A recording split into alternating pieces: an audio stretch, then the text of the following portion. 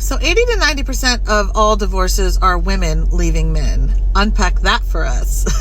I looked up the research and it's 70% of women that are initiating divorce. Would you work at a company that only had a 30% retention rate for their employees? 70% of the employees are leaving the company. Would you think, oh man, these employees suck? Or would you think, what the hell's wrong with that employer that they can't keep any employees? So then I put my researcher cap on and I read a lot of articles from psychologists who are doing all this marriage counseling to see what's really going on. And hands down, the women are mad. They feel tricked. They get into this marriage thinking that they're going to have a partner and they're going to have support. And the three biggest reasons that women are walking away from marriage is, number one, their partner isn't emotionally intelligent and doesn't know how to emotionally connect. So there's no actual friendship between the husband and the wife.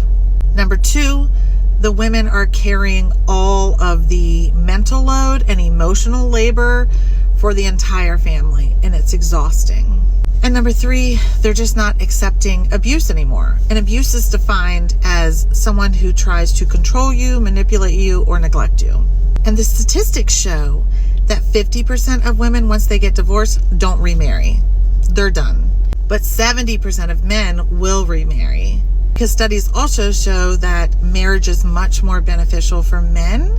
They live longer and they're able to make more money in their jobs because someone's holding things down at the home fort. And marriage is not beneficial for women. Men tend to rely on women to do all of the household labor, to do all of the mental load of making doctor's appointments, purchasing the things for the house, doing the cooking, the cleaning, and that the women are carrying the emotional labor as well.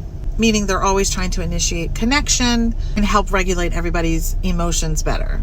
I'll also add that only 27% of women say that they regret getting a divorce, whereas 39% of men say they regret getting a divorce. So the institution just isn't working for women much anymore.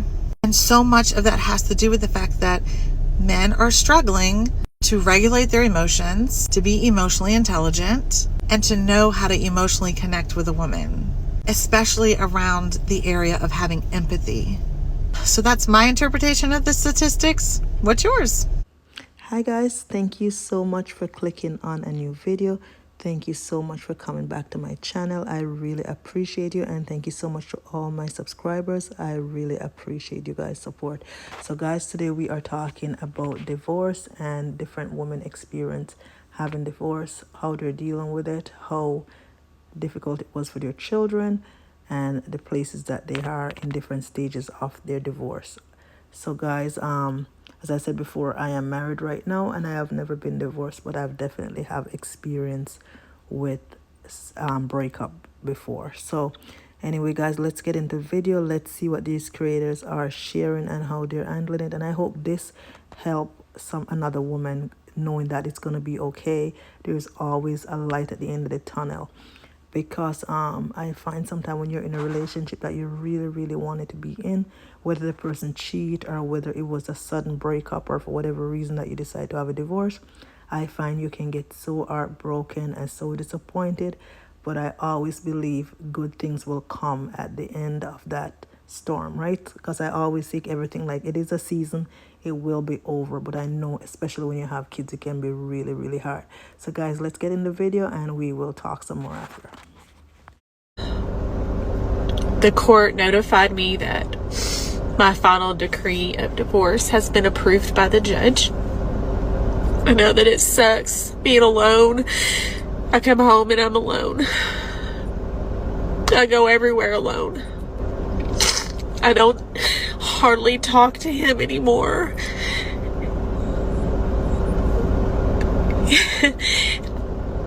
I don't blame him. I filed for the divorce. So I'm sure people are wondering, well, you filed. Why are you so upset? Why are you crying? Just because you make a decision that you think is going to end up making things better doesn't mean that you have to give up the fact that you love that person or that you did it because you were trying or whatever. I've never met anybody like him, and I've never loved anybody like him either. but I don't want a divorce. I still am very much in love with my husband. If you are considering leaving your partner, or you think that your partner is about to leave you, listen to the words I'm about to say. Also, if you received this from somebody, you need to bookmark, save, take notes on everything I'm about to tell you. I am 5 years post-divorce and I'm remarried. I have a very good relationship with my husband. We have a new daughter together. We're a blended family. I have read over 50-something books on marriage, divorce, attachment theory, all the things, have spent literally tens of thousands of dollars in therapy. And I wish somebody would have sent me a video like this before my divorce. Sarah's comment, I made this decision and regret it 100%. My ex was a great man. I just thought I'd be happier alone after 20 years of marriage, but I was miserable and my daughter was miserable. Biggest mistake ever. First of all, Sarah, thank you for your authentic transparency. It is refreshing, but also extremely sad. I'm sorry that you've gone through that. And here's what I want to say. No matter the path you take, whether it's staying in the relationship or going through the divorce, both situations take work. Staying in a relationship takes work to have a healthy marriage. And when you decide or whatever to pull the trigger on divorce, you're going to have an entire set of new things to work on going through your divorce. And then multiply that by 10 if you have children. So if you're watching this and you think your partner is about to leave you, or you're considering leaving your partner, you have to choose your hard, because both are hard. And relationships forever are going to take work. You might think that this relationship is too much work for you and then you move on to somebody else, but surprise, you're going to have to work in that relationship too. So if you haven't even been to therapy with your partner, if you've not picked up a self-help book or listened to podcasts, I'm telling you, before you make the jump to divorce, especially with children, start with that. Start with doing some work, because when you go through a divorce, it is an entire, it takes work to leave somebody. It's not just you sign some papers. When kids are involved, it's not you just sign some papers and you move on. You then have to figure out how to co-parent with somebody that you believe is your enemy. You have to figure out how to pay all of your bills by yourself and be a solo parent. You're going to have to find a new community of friends, because the old community that you were in no longer can relate to you. It doesn't matter. It doesn't matter what people say before you divorce. I'm telling you, the dynamics change. You might have somebody who brings you to court every 6 months. We call them frequent filers. You're only going to see your kids half the time, most likely, which also means you're going to be sharing holidays. So you're going to spend some holidays probably alone without your children. You literally are going to miss out on half of your children's lives. Half. It is the most painful thing. There are no words. So I'm just saying, you have to choose your hard here. Both are extremely hard. It's hard. Even in my new relationship with my husband, it takes work. He and I have gone to, marriage conferences and read so many books together, and we have set time aside every single morning to have coffee and connect with each other. We are constantly sending each other podcasts and books, and because he's gone through a divorce, I've gone through a divorce, we have agreed we are never going to go through that pain again. But we also, some of that pain that comes with divorce is watching your children suffer, and we don't ever want our kids to experience anything remotely close to that ever again. Now, I have to say, this does not apply to all situations. There are some situations with abuse and things like that where, yes, you need to leave.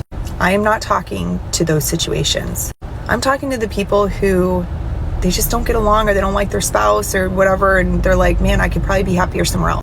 One of the comments that was on this video, he said something about how it was the best decision for him, but the worst decision for his kids. And man, I was like, yes, I resonate with that. Because I can find happiness and peace and joy and all of that, but the children, it's devastating. So choose your hard. My recommendation, and take it or leave it, is to at least try the hard first before you break your family on purpose. Try going to counseling, try the books, try all of that, and send this to somebody if you're thinking about leaving your partner, because partner, what they're telling you is, let's do this hard before we have to do that hard. So there are some crucial things that people don't talk about after you go through a divorce. The fact that the quietness and the emptiness in your home when you don't have your spouse or your children is deafening. You have to really get comfortable with being alone, and it's very uncomfortable. You quickly realize that you are now the center stage of all conversation in your friend group because you're now living this wild and fun life because you're no longer attached to anybody. And I don't know about you, but I spent a lot of my time crying and eating pizza and drinking wine in the bathtub. Being single is glamorized in today's society, and people are saying, yes, good for being single, and you should really, really just enjoy it. It's so freeing. When really you lost your purpose because you've been supporting this person for X amount of years and supporting their aspirations and their goals and their dreams and their desires, and you lost yourself along the way. So now it's beautiful. You get to find yourself, but it's hard to sit in that and be like, oh, who the fuck am I? So maybe be a little bit more gentle on the single people in your life. So my ex-husband of 12 years is a pastor. He was a pastor when we were married, and he's still a pastor. He remarried somebody who is a worship pastor. She sings. Beautiful voice. Anyways, so we have 2 boys together from our marriage. We were married, I think I said already, 12 years. So our kids are 13 and 10. We went through a divorce about 5 years ago. And the other day, my son was like, hey mom, my oldest son, I'm running tech at church today. And I'm really excited about what I created. Want to come and see? So what this would require of me would be to go to the church that his dad is preaching at, that his stepmom is singing at, sit in the service so that I can watch on the screen what my son has created. It's just great. Okay, sorry. So you want to know how our co-parenting relationship is going? Pull up a chair. So I asked my husband, because I'm remarried, like, hey babe, you wanna go to church? To my ex-husband's church service? How do you feel about that? And you want to know what he said? My husband? He's like, sure, let's go. And then he got mandatory because he's a fireman. And firemen sometimes don't have control over their schedules. So at that point, I had already told my son that I was going to go with his stepdad. And then he got mandatory. So guess what happened?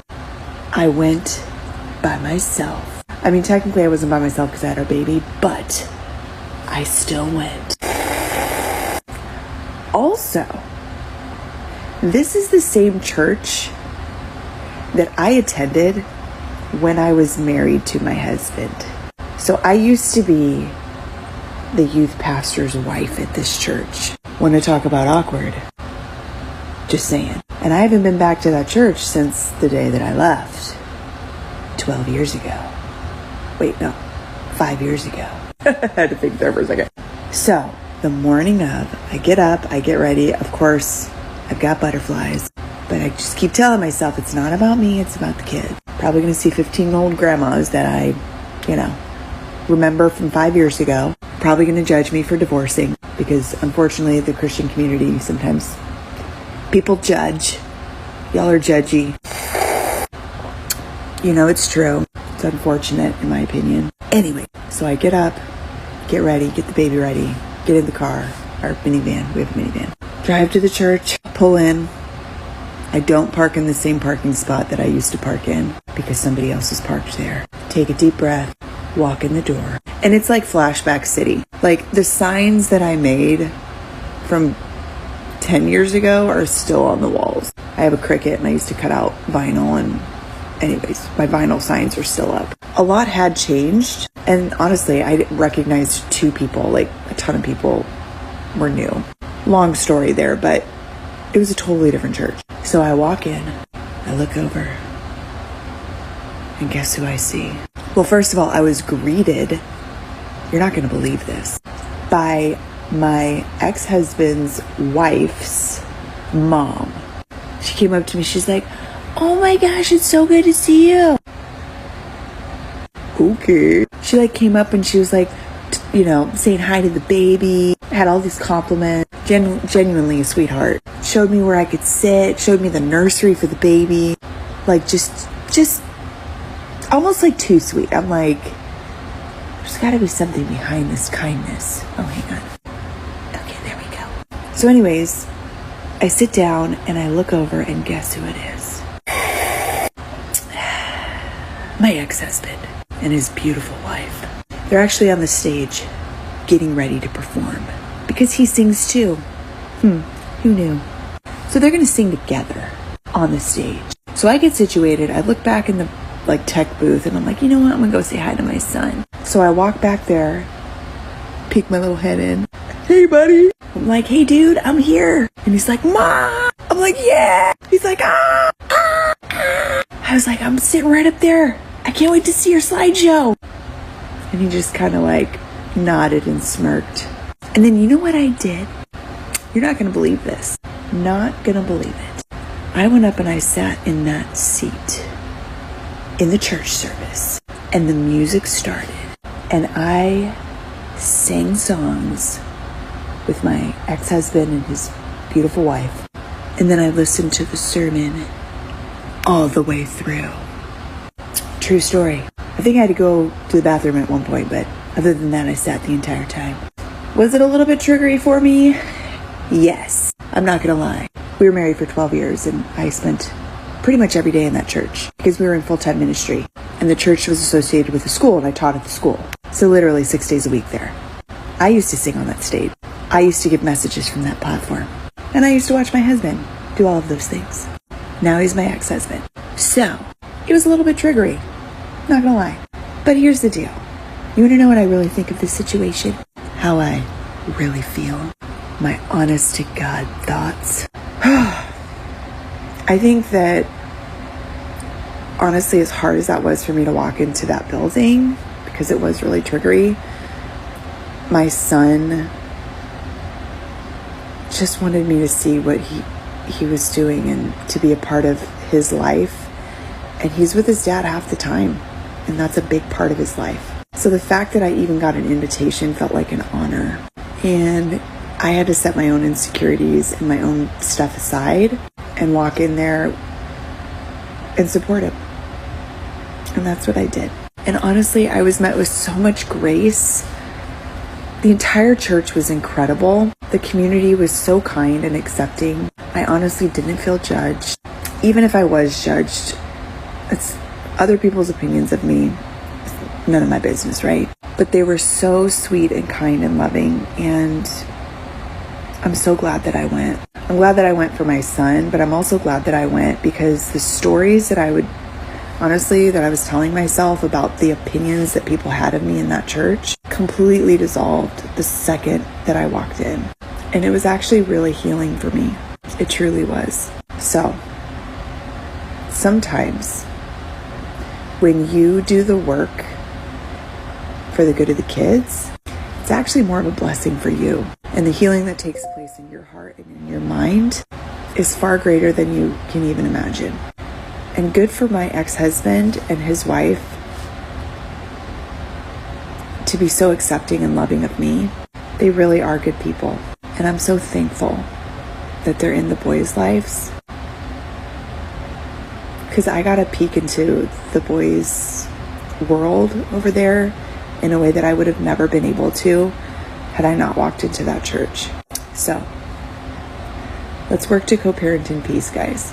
There's more healing in it than you realize, and there's more good that comes out of it.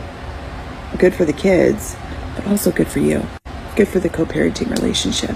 Okay, that's all I've got. Oh, also, if you like these no drama, divorce, co-parenting, toxic relationship videos, you might consider hitting that follow button right there. Because if you like this one, you're gonna love the next.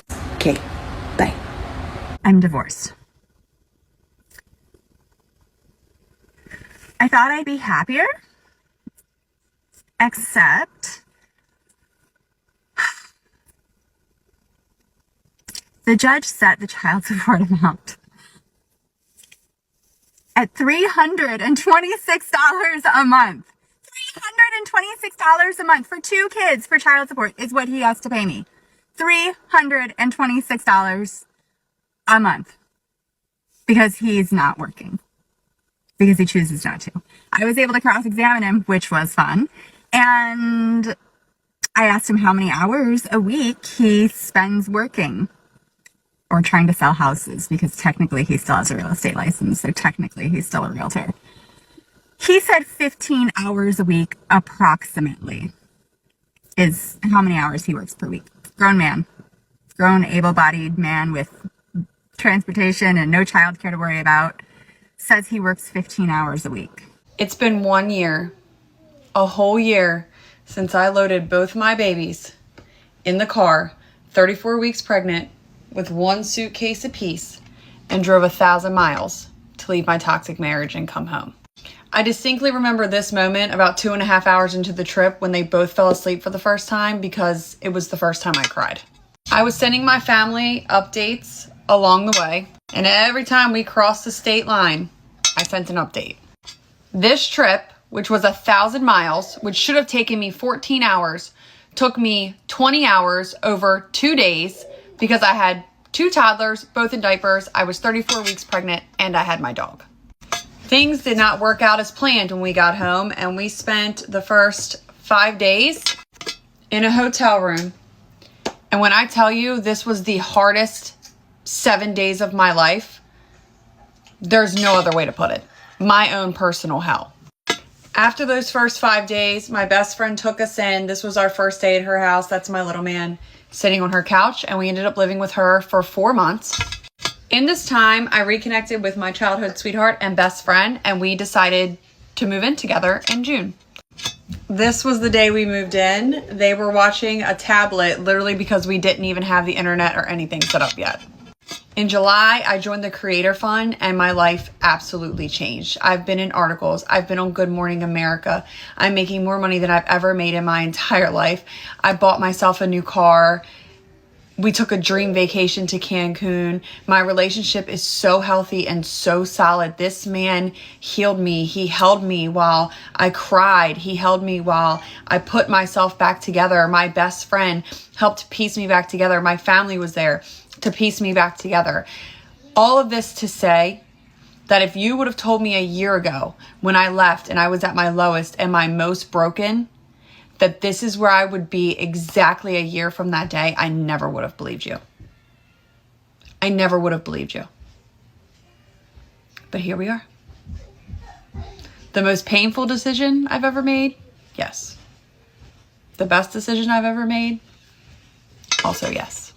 I just remarried my ex-husband after being divorced for 2 years, so let's talk about it. As some of you know, I went viral last year for sharing the story of my divorce. I honestly never imagined that the Lord would bring us back together, so it was almost as shocking for me as it was for everybody else. I wanted to kind of share the story to encourage anybody else in their marriages, in their seasons of single motherhood, just like I did when I started sharing about our divorce. And David, my son's father, now my husband, previously my ex-husband, started being more involved when Harv was about 1. He knew almost immediately that he wanted to get back together with me. I was kind of like, listen, I don't feel obligated to get back together with you just because you're Harv's dad. At that time, I had already dated a few people and pretty much knew what I was looking for. I had spent the year prior working on forgiveness so that I could be truly supportive of Harv having a good relationship with his dad. So I let him know, hey, I don't think the past should define our relationship, but I'm not gonna lower my standards just to get back with you. Fast forward about 8 months, and he let me know, hey, I'm gonna move to Nashville to be closer to Harv. He also said, if I move here, would you be interested in getting back together? And I said no. I kind of felt as Harv's mom, it was my responsibility to remove any extra stress or pressure that could take away from David being a present parent in Harv's life. To which he responded, I totally respect that, but I would love to work on our relationship so we can have a healthy, respectful, co-parenting relationship. And I said, great, I would love that. After many long, difficult conversations, I really felt seen and validated as Harv's mom, and I was so excited to co-parent with him. I started praying for his wife. I was still praying for my future husband, and at that time had no interest in getting back together with him. A few weeks later, I came down to Florida for the holidays, and when I got off the plane, I saw him differently than I ever had before, and I heard the Lord say, that's your husband. This was not my plan at all, and I wrestled with it for several days. After a few days of spending time with him, I called Anaka and said, don't freak out, but I think I'm supposed to get back together with David. To my surprise, she was like, why would I freak out? I actually think this would be a really good thing. So I sat down with David, let him know how I was feeling, and was like, great, let's pray about it and see where this goes. Long story short, 6 weeks later, we got married by the same pastor who married us the first time, and here we are. We're actually going on a little mini honeymoon tonight, which I'm super excited about. I answered a bunch of questions on my Instagram, saved them as a highlight, and if you have any questions, shoot me a DM on Instagram. Otherwise, I'm gonna go pack for our little honeymoon tonight. I cannot wait to introduce you guys to David.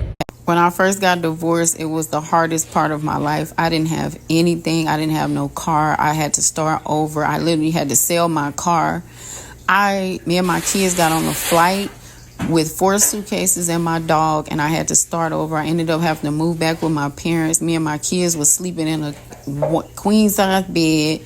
All 4 of us. I was ashamed. I had to get on food stamps, and I literally had to start over. I was embarrassed. I was like, Lord, what am I going to do? I'm out here in this world. I got 3 kids. What do? I don't know. I don't even know where to begin. And I look at my life now, even though I'm not where I want to be yet, I'm grateful for the experience, and I'm grateful for where he has brought me from, y'all. Do you understand me? I almost lost my mind. I'm telling y'all, I know what you're going through. I almost lost my mind. It was times that I contemplated suicide and everything. And God has done so much in my life. And I just want to encourage y'all, like, you're going to make it through it. He brought me through it. Love y'all. How I dealt with the mistress after my divorce. So he ended up being, I want to say, in a relationship with the mistress afterwards. And I think that hurt me like the most out of everything. Because I was like, wow, like, I got to subject my children. Like, this lady is around my kids, and she played a part in the demise of my marriage. Do not get on my post talking about, well, she didn't do nothing, or she played a part in it. She knew he was married. She's held accountable for it too. And I used to be like, man, my children got to go around this lady. Like, did I stop him from taking the kids? I never did that. I never said, well, you in a relationship with her and she got to be around my kids. I never did that. Not one time. It was hard though, because you knew I was married. You knew that man had a wife. You knew that man had children. And now I got to deal with you on a level to where I'm no longer the wife. I'm the ex-wife, and you're in a relationship with him. So now I got to watch my kids go be with this lady, around this lady. I told y'all this story one time. It was probably 2 years after we had got divorced. And I found out, he called me. He had came and got the boys, and he called me, and he said, I thought he was calling me to tell me, and I'm being transparent with y'all because I need to be honest with you. I thought he was calling me to tell me that he wanted me to come to Thanksgiving dinner with them. I did. He actually called me and told me, I just want to call and let you know that such and such is here, and she's having Thanksgiving dinner with us. I brought her to meet my family. He had already picked up the kids. And I remember being at work that day. And I remember just crying. I was like, oh my God, like, I can't believe this. I couldn't. I was like hurt. And I remember like I don't know if it was that next day or the same day, I remember driving, and I was trying to find a therapist online because I couldn't get it out of my mind. I was like, oh my God, my children around this lady. This lady played a part in the demise of my marriage. I'm sitting at home about to lose my mind. And I was literally at home at Thanksgiving, and I was so distraught. And I said, you know what, Ashley? You're going to get up and you're going to fix yourself something to eat. And I went out and I got me some food, and I cooked my food. I cried, y'all. I'm not going to lie. I cried. But I had got myself together. I gathered myself together, and I cooked me a big old dinner, and I sat down and ate. I watched Martin or something. And I just kept telling myself things are going to get better for me one day. I'm going to make it through this. I don't care. I'm not going to give up on myself, because every part of me no longer wanted to live. I was ashamed. I was at home by myself while my children was out with my ex-husband, having a family with my family with another woman. I didn't call my children and, say anything about the situation or anything like that. I didn't. Crazy part about it was, well, not crazy, my kids came home. They had a good time. I had to gather myself, and I had to portray an image that I was okay with that. And I was broken. My kids didn't even know that I had just been crying. But when they came home, I had to act like I was okay with where they were at. I remember my oldest son called me when he texted me, because he's older. He texted me, and he said, I can't believe this is going on. He texted me that. He said, I can't believe he did this. And I said, well, just have fun. Enjoy yourself. Don't worry about that. He was hurt, because it was just like all this stuff we had went through. A lot of times we think our kids don't feel this stuff and see this stuff, but my kids went through that too. They did. And I tell y'all this story, and I'm gonna tell it more than one time. I remember one day I had my ex-husband. He was cheating on me. He was doing all this. He was with this lady, and he was he had moved out. I was at home. I was taking care of the kids. I was working, all this different type of stuff. I knew we were getting a divorce. I knew everything that was going on. I knew bits and pieces. He was lying to me, telling me he was living with a guy that he worked with, but he was really living with her. And I remember one day I had just enough energy to put my children in the bed. I was like, please, I'm thinking to myself, please don't ask for no juice. Please don't ask for nothing. I don't have I had just enough energy to put them in the bed. And I remember putting them in the bed, and I remember walking down the stairs, and I remember as soon as I hit that last step, I fell to the floor, but I fell quietly, and I just started crying. I started crying out to God. I just started crying, but I did it silently so that they didn't hear me. And when I turned around, my three boys were standing there looking. All three of them were standing there. That means I had one bed in one room and a bunk bed. My babies got out their beds, them beds together in different rooms, and came downstairs. And it was like they were like oldest, youngest, baby. They were like a triangle on the stairs. And I remember looking at my children, and they just was like, it's okay, mama. And all three of them ran to me and gave me a hug. I did not want my babies to see me like that. That's why I cried silently. But I had literally had enough, y'all. I had enough.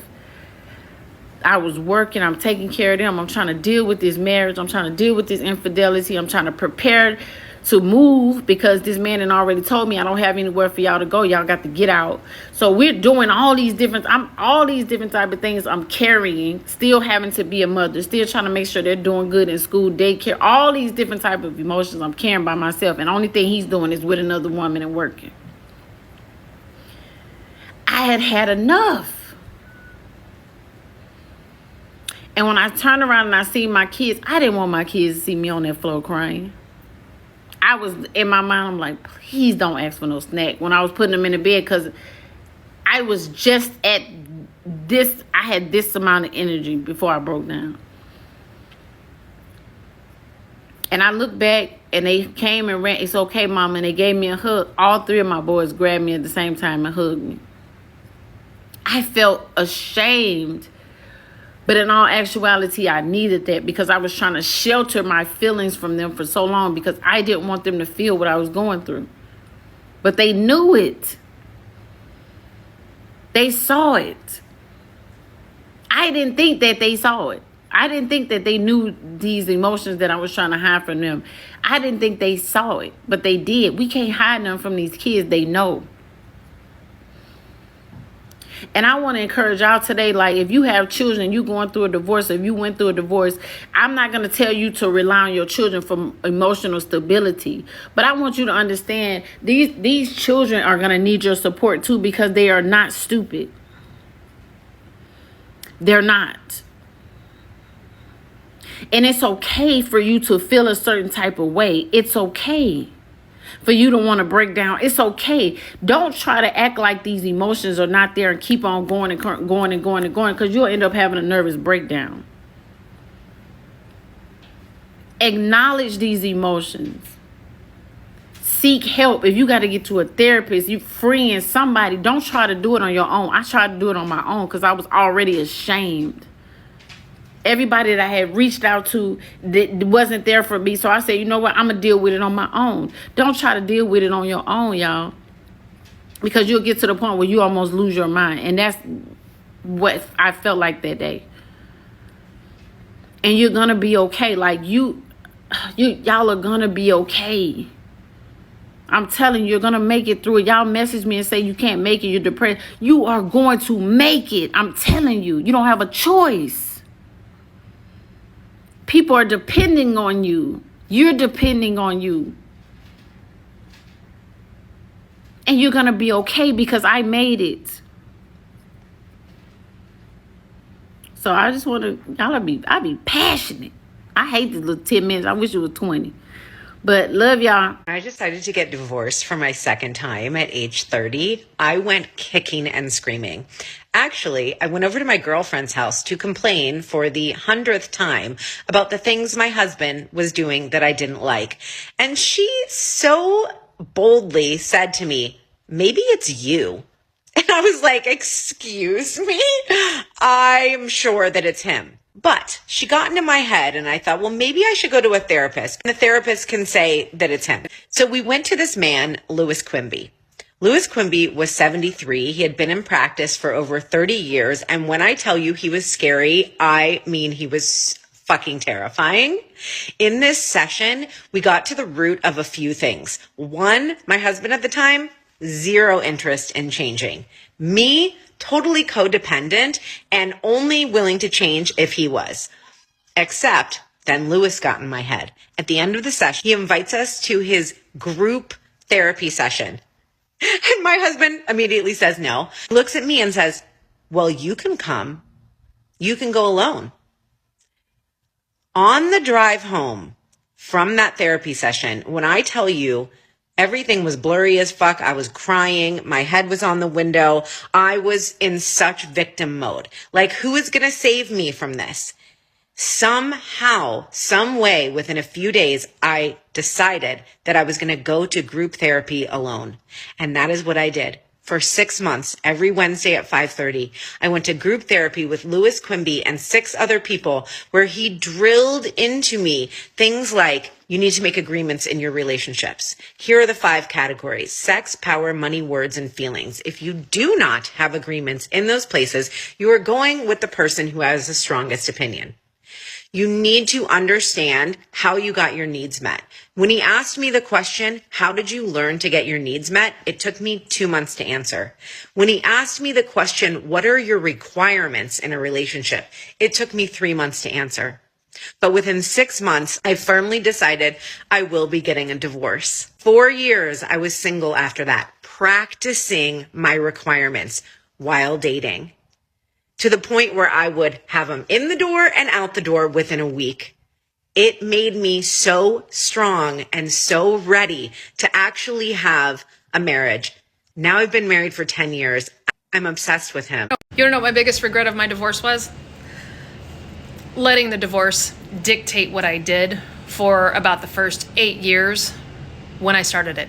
I literally let the court system, filings, the motions, the attorneys, the judge, my ex, all the bullshit associated with him, and everything wrapped up in the divorce. I let that shit consume me so fucking much.